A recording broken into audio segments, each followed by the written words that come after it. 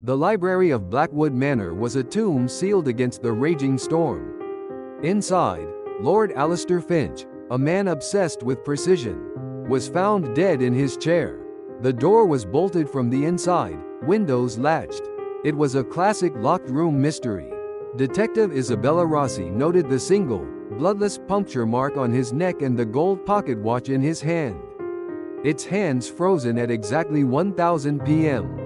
The suspects were a familiar cast: Arthur Finch, the estranged son with crippling debts, Lady Beatrice, the young new wife with a secret lover, and Mr. Giles, the fiercely loyal butler of 40 years who discovered the body. Arthur's alibi was weak, Beatrice's motive was freedom, and Giles's composure was unnerving. Rossi focused on the room, a horologist's dream filled with antique clocks. Lord Finch's life revolved around them. At 9:45 p.m., Giles would bring him tea. At 1000 p.m., he would wind the master regulator clock on the mantel. This routine never varied. Rossi felt the solution was hidden in that very precision. Her eyes scanned the room and settled on the magnificent regulator clock. There, she saw it, a nearly invisible filament, like a spider's silk, tied to the clock's hour hand at the number 10. It led up to a small, weighted needle coated in poison. Balanced precariously on the ceiling cornice directly above Lord Finch's chair. The mechanism was diabolical. When the clock struck 10, the thread would tighten and dislodge the needle, which would fall silently. But this device had to be set.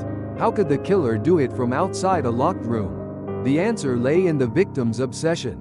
Rossi recalled the butler, Giles, was also a skilled watchmaker who maintained the collection. She confronted him. "You set the trap before you left the room at 9:45, she stated. "You knew his routine. But you did one more thing. You secretly adjusted his pocket watch, setting it a few minutes fast.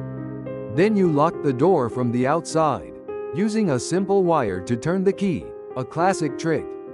Giles's composure finally broke. Lord Finch, seeing his trusted watch strike 1000, would have looked up at the mantel to perform his sacred duty of winding the regulator clock. Rossi continued. At that exact moment, as the wall clock's hand reached the 10, your silent weapon fell. He died, a victim of his own perfect schedule. The butler sagged in defeat. He was going to sell the manor, Giles whispered. "Sell our history, our legacy. I couldn't let him. I used his own beautiful machines to preserve it." The locked room was not a physical barrier, but a cage built from routine, with the hands of a clock as its bars.